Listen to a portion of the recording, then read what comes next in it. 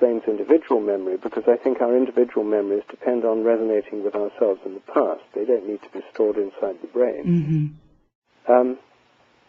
So in terms of past life recall, yes, it means that we're all influenced by lots of past lives. There's a kind of collective memory, a bit like what Jung called the collective unconscious. But in terms of memories of past lives, there are sometimes children who remember previous lives, and the memories turn out to be true. Something's going on. It could be that they're picking up memories from previous lives by morphic resonance. This wouldn't necessarily prove that it's reincarnation. Memory transfer needn't necessarily be the same thing as total personality transfer.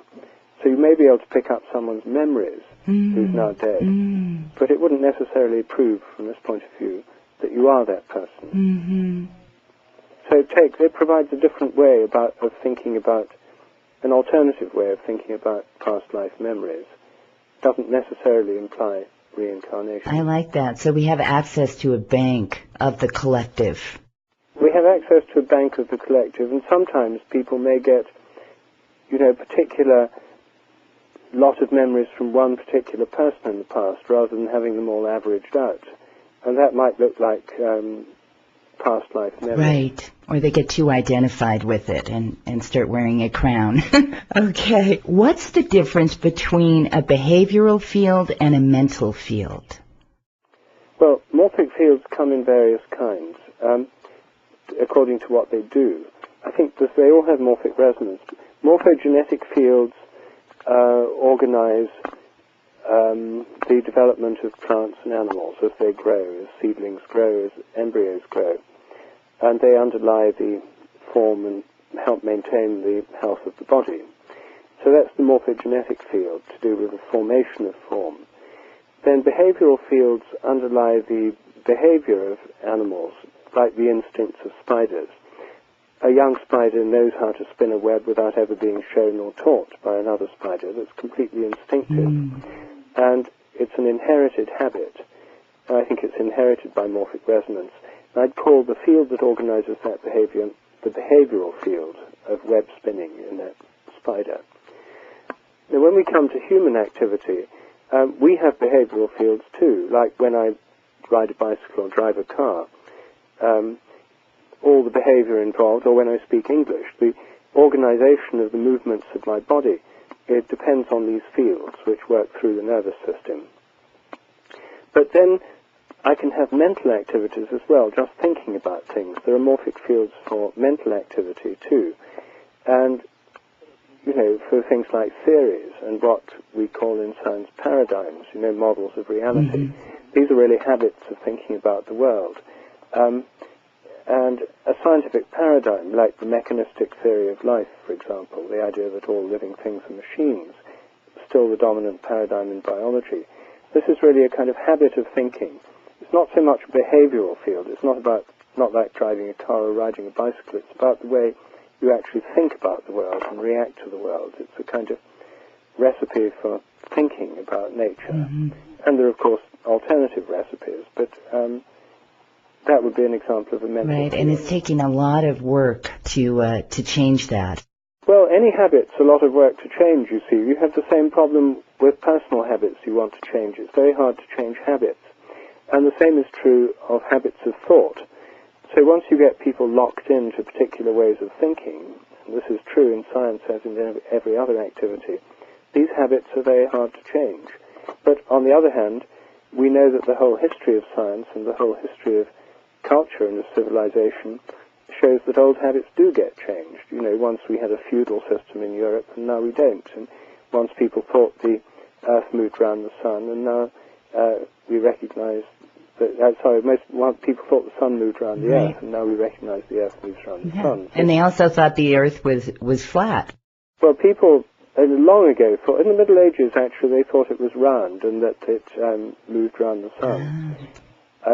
I think there may have been people much longer ago that thought it was flat, but the usual medieval view was that it was round. Okay, I have another question for you. It might be a little out there, but When we change, let's say we undergo a deep personal transformation, and it causes us to behave differently. How does that kind of scenario fit in with morphic fields? Well, usually when we adopt a new way of behaving, it's not usually a completely original way of behaving. It's often something someone's done before. I mean, the most normal forms of change which occur in people's life are the sort of life changes, like getting married. Mm-hmm. That's where you undergo a ceremony, there's a kind of rite of passage.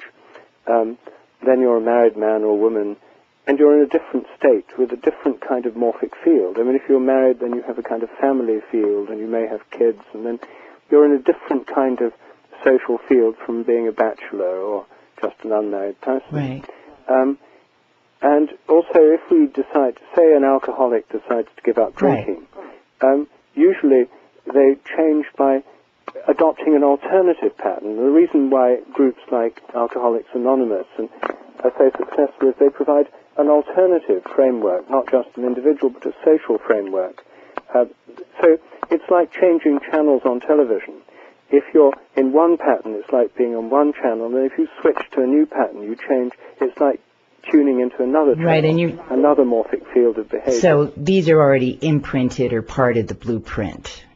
Well, sometimes people are totally original and do something that's never been done before, but most of us adopt changes that lots of people have done before, and it is like switching a channel. For example, at a particular time, about 25 years ago, I decided to give up eating meat, and I became a vegetarian. So, I mean, I wasn't the first person to be a vegetarian. I was living in India at the time. It was easier. There were lots of vegetarians there. Here in England, there are loads of vegetarian restaurants. And there's vegetarian shops and magazines and stuff. So it's a whole field, and there's whole vegetarian cookbooks. So most of our life changes are not totally original. They're things other people have done, and in fact, it's easier to change into doing something that other people have done because there's a stronger morphic field for it, and also there's a kind of social support group. Now, is there a way, are there any technologies that help us tap into those morphic fields so people could change more easily, or something like what you were talking about? Well, change can go in any direction. Not all changes are good, and right now, all over the world, especially in China and India, millions of people are being converted to modern Western-style consumerism and the Western lifestyle, largely through the medium of TV ads and international corporate culture. Right. So probably the biggest conversion and lifestyle changes going on in the world today on a massive scale is the mass conversion of most of the population of the world to consumerism.